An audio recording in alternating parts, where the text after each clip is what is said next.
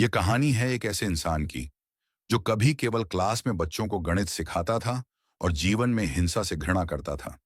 मगर किस्मत ने उसे ऐसे मोड़ पर ला खड़ा किया कि वही आदमी बन गया, एक बिना दिल वाला स्नाइपर जो अपने निशाने पर एकदम अचूक था। हमारी कहानी शुरू होती है यूक्रेन के एक शांत सा गांव से और कैमरा हमें ले जाता है एक छोटे से घर के पास, जहां एक जोड़ा खुशी खुशी जीवन बिता रहा था। उस घर में रहते थे निकोला और उसकी पत्नी नास्तिया। नास्तिया एक कलात्मक महिला थी, लकड़ी को तराश कर सुंदर मूर्तियां बनाती थी। निकोला पढ़ाता था पास के स्कूल में गणित। वह बच्चों में बहुत लोकप्रिय था, हमेशा शांत और नम्र। केवल एक छात्र था, एवन, जो रोज उस पर तंज और झिड़की करता था। एवन अमीर परिवार का था और निकोला के साधारण लिबास और जीवन शैली पर वह चिढ़ाता था। उसका मकसद था कि निकोला किसी दिन हाथ उठा दे ताकि वह शिकायत करके निकोला को स्कूल से निकालवा दे। पर निकोला ने कभी गुस्सा नहीं दिखाया और अपनी सादगी में जिया। निकोला के घर में कोई टीवी या इलेक्ट्रॉनिक नहीं था, इसलिए वह दुनिया की खबरों से दूर था। एक दिन स्कूल में रहते हुए वह पहली बार सुना कि रूस ने यूक्रेन पर हमला कर दिया है। खबर ने पूरी हवा बदल दी।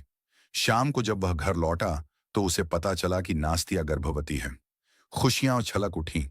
निकोला पिता बनना चाहता था। दोनों ने मिलकर यह खबर जश्न में बदली। अगले दिन निकोला ने बाएं कहा और साइकिल लेकर स्कूल की ओर चला। रास्ते में उसने दो सैनिक देखे, पर उनकी वर्दी अजीब थी, यूक्रेनी वर्दी जैसी नहीं दिख रही थी। निकोला ने सोचा शायद कुछ बदल गया होगा, पर उससे ज्यादा ध्यान नहीं दिया और आगे बढ़ गया। पर स्कूल पहुंचते ही उसने पाया कि क्लास बिल्कुल खाली थी, कोई बच्चा नहीं आया। दिल में अजीब सा डर हुआ। तभी टीवी से खबर सुनी गई, रूसी सैनिक यूक्रेन में घुसे हैं। अब निकोला को समझ आया कि उसने जो सैनिक रास्ते में देखे थे वे असल में रूसी थे। उसकी चिंता बढ़ी। उसकी पत्नी घर पर अकेली थी। वह तुरंत घर की ओर भागा, पर पहुंचने तक बहुत देर हो चुकी थी। घर पहुंचे तो नजारा भीषण था। वे सैनिक उसकी पत्नी नास्तिया को बेरहमी से पीट रहे थे। निकोला ने बचाने की कोशिश की, पर वे भी उसे पीटकर घायल कर गए। निकोला ने गुहार लगाई, मेरा बच्चा होने वाला है, उसे मत मारो। पर सैनिकों ने नहीं सुना। फिर एक सैनिक ने घर तलाशी दी और न कुछ मिलने पर गुस्से में घर में आग लगा दी। आग फैलते ही नास्तिया क्रोधित हुई और पास का एक पत्थर उठाकर सैनिकों पर क्रोध से फेंक दिया। तभी एक गोली चली और नास्तिया वहीं ढेर हो गई। नास्तिया की मौत ने निकोला को जड़ से हिला दिया। वह गोद में अपनी पत्नी को लेकर बिलख पड़ा। कुछ घंटे बाद दो यूक्रेनी सैनिक आए, जिन्हें नास्तिया का मरा हुआ हाल देखकर गहरा दुख हुआ। उन सैनिकों ने निकोला की मदद की, कफन के लिए जमीन खोदी और कहा कि वह अपनी पत्नी को दफना दे।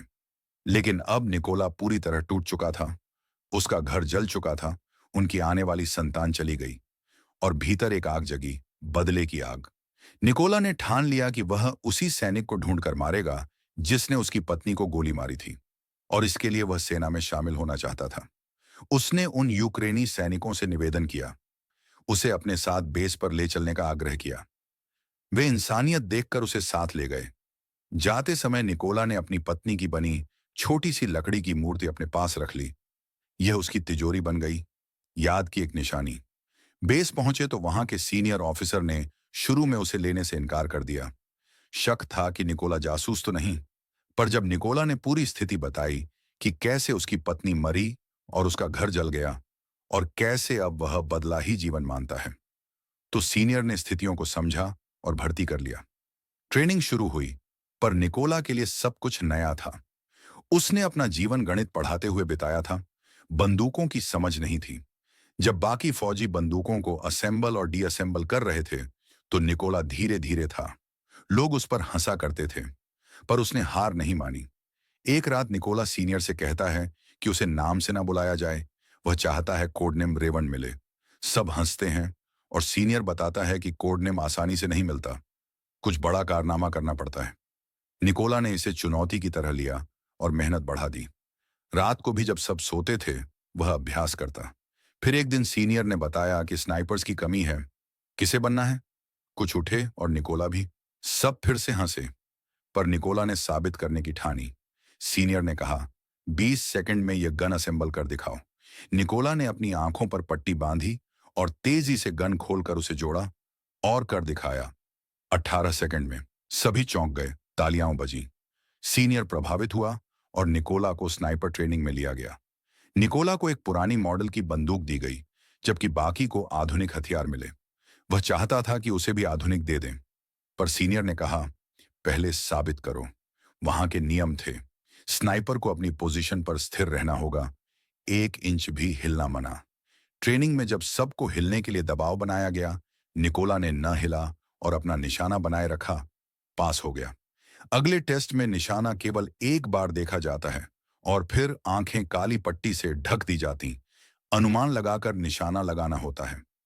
बाकी सोल्जर्स में से कई पास हुए, पर निकोला का निशाना चूक गया। कारण थी उसकी पुरानी बंदूक, जो परफेक्ट निशाना लगाने में मदद नहीं करती थी। पर सब जानते थे कि नई बंदूक मिलने पर वह बेहतरीन शॉटर निकलेगा। अगले कठिन टेस्ट में फ्लेयर की तेज रोशनी के बीच निशाना था।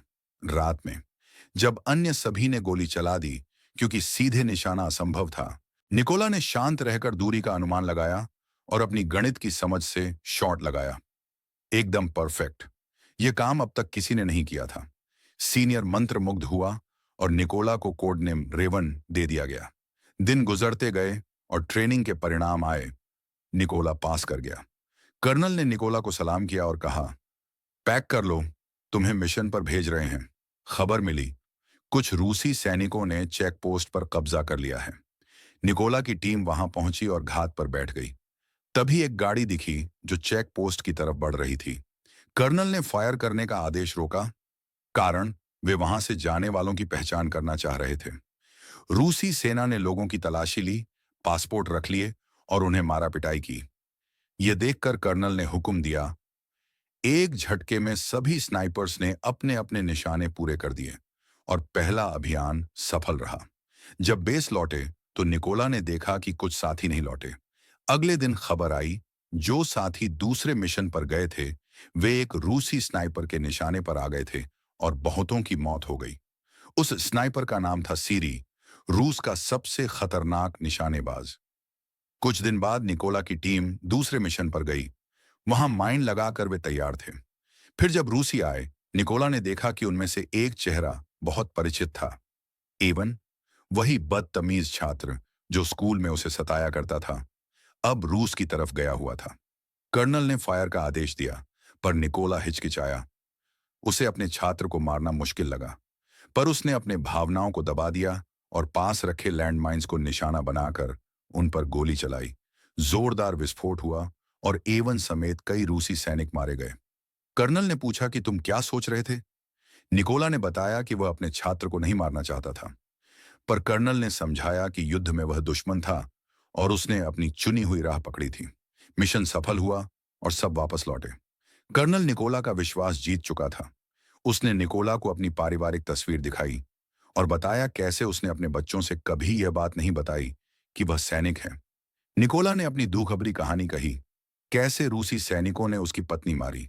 कर्नल ने उसे संभाला और अगले मिशन की तैयारी शुरू हुई। नए मिशन में सूचना मिली कि रूसी सैनिकों का एक काफिला उस मार्ग से गुजरेगा।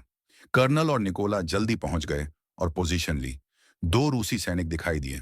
निकोला का गुस्सा उबल उठा जब उसने देखा कि उनमें वही था जिसने उसकी पत्नी मारी थी। उसने फायर की अनुमति मांगी, पर कर्नल ने रोका। आखिरकार निकोला ने अपनी इच्छुता पर काबू नहीं रखा और गोली चला दी। सैनिक ढेर गिरा, पर यही कार्रवाई भारी पड़ गई।